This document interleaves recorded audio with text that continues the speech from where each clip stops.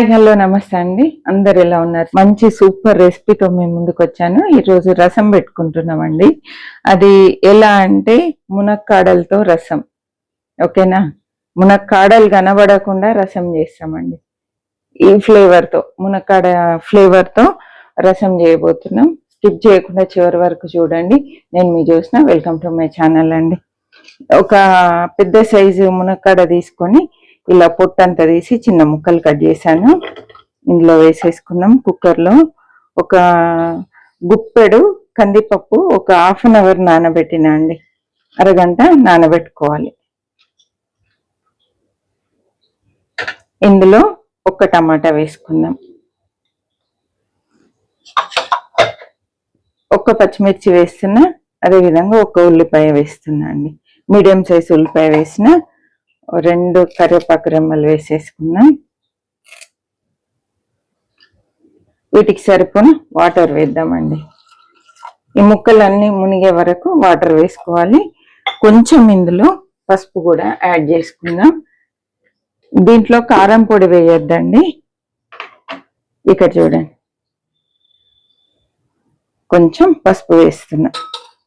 మంచిగా కుక్కర్ మూత పెట్టేసి మెత్తగా ఉడికే వరకు ఉడికించుకోవాలి. ఒక 4-5 విజిల్స్ మీడియం ఫ్లేమ్లో పెట్టి ఉడికించుకోవాలండి.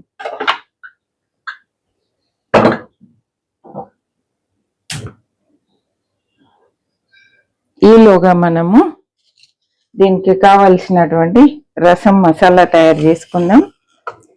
2 ఎండుమిరపకాయలు, ఒక హాఫ్ టీ స్పూన్ మిరియాలు, కొంచెం జీలకర్ర, వెల్లుల్లిపాయలు, ఒక హాఫ్ టీ స్పూన్ ధనియాలండి, కొన్ని చిటికెడు మెంతులు. ఇవన్నీ కచ్చపచ్చగా దంపి రెడీగా పెట్టుకోవాలి. ఇక్కడ చూడండి, ఇలా కచ్చపచ్చగా అంతా కలిపి దంపి పెట్టుకోవాలి. మీకు ఒకవేళ రసం స్పైసీగా కావాలంటే మాత్రం కొంచెం మిరియాలు ఎక్కువ వేసుకోండి, ఎండుమిర్చి కూడా ఎక్కువ వేసుకోండి. మనం అదనంగా కారం పొడి వేయం, అందుకనే ఈ కారమే సరిపోతుంది. చూసి మీరు తినేదాన్ని బట్టి యాడ్ చేసుకోండి. ఇక కొంచెం ఒక నిమ్మకాయ సైజు చింతపండు తీసుకొని రసం తీసి పెట్టానండి.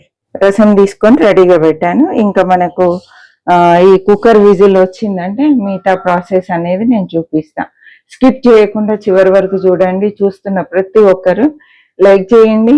ఈ రెసిపీ ఎలా అనిపిస్తుంది ఏంటి అనేది కామెంట్ చేయడం మర్చిపోద్దు. తప్పకుండా కామెంట్ చేయండి. ఇది 5వ విజిల్ అండి. స్టవ్ ఆఫ్ చేస్తున్నాను.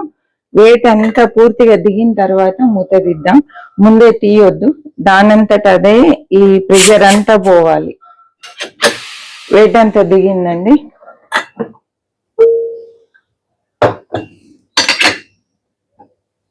ఎప్పుడు కానీ విజిల్ కొంచెం ఇట్లా పైకి పట్టుకొని మూత ఓపెన్ చేయాలి. కొంచెం లైట్ గా ప్రెషర్ ఉందనుకోండి, ముఖానికి ఆ ప్రెషర్ కొడుతుంది. మంచిగా మెత్తగా ఉడికిపోయింది. పప్పు గుత్తన్న ఇలా మ్యాషర్ అయినా తీసుకొని మొత్తం మెత్తగా రుద్దేసుకోవాలండి. మునక్కాడలు కూడా మెత్తగా అయిపోవాలి. స్మెల్ అయితే మీకు కనబడుతుంది, స్మెల్ తెలియదు కదా, భలే వస్తుంది. టేస్ట్ చాలా బాగుంటుంది. ఇది ఇప్పుడు వడగట్టుకుందామండి. స్ట్రైనర్లో వేసి మంచిగా వడగట్టేసుకోవాలి.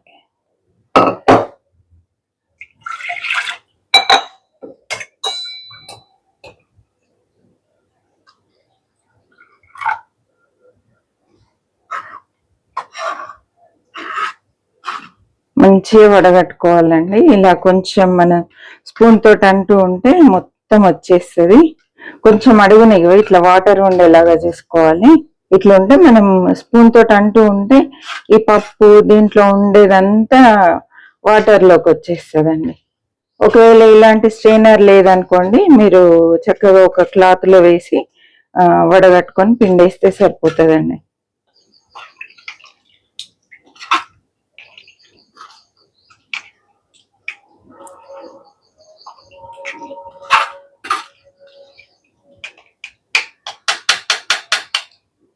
ఇప్పుడు ఇందులో చింతపండు రసం వేసుకుందాం. మీరు తినే పులుపుని బట్టి చింతపండు రసం వేసుకోండి. తాలింపు వేసుకుందామండి. స్టవ్ ఆన్ చేస్తున్నా. 1 టేబుల్ స్పూన్ ఆయిల్ వేసుకుందాం. ఆయిల్ ఎక్కువ పట్టదు. నూనె వేడైందండి. కొన్ని ఆవాలు, కొంచెం జీలకర్ర వేసుకుందాం.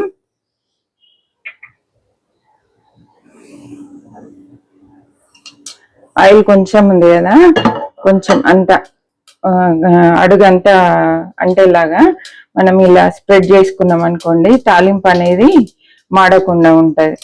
ఈ ఆవాలు చిట్పట్లాడిన వెంటనే మనం దంపి పెట్టుకున్నటువంటి ఈ ఎండుమిర్చి, వెల్లుల్లిపాయ, తర్వాత అన్ని వేసుకున్నాం కదండి, అవన్నీ కలిపి వేసేసుకోవాలి. కొంచెం కరివేపాకు కూడా వేసుకోవాలండి.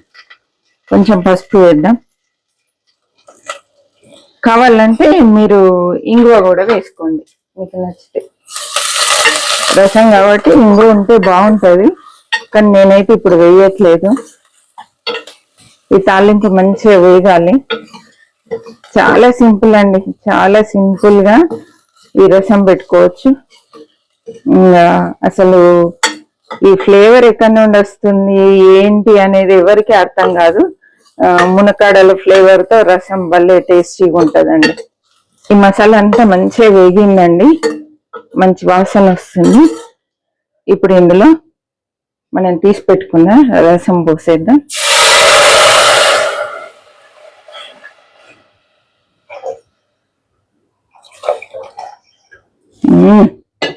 స్మెల్ అదొరుతుంది. ఉప్పు వేసేద్దామండి. 1.5 టీ స్పూన్ వేస్తున్నా. ఒకసారి టేస్ట్ చూద్దాం.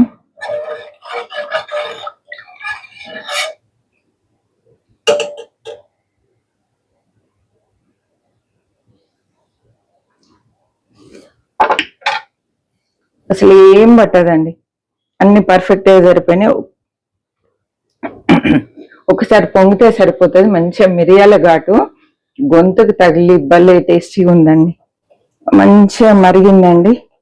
ఎక్కువసేపు పొంగొద్దు, ఇలా కొంచెం లైట్ గా పొంగితే సరిపోతుంది.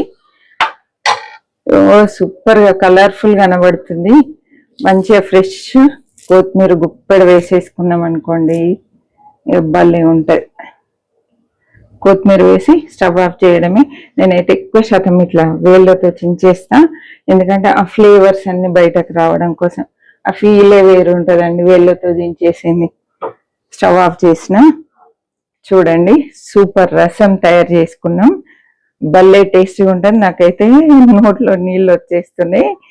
ఇలాంటి రెసిపీస్ కోసం తప్పకుండా నా ఛానల్ ఫాలో కండి.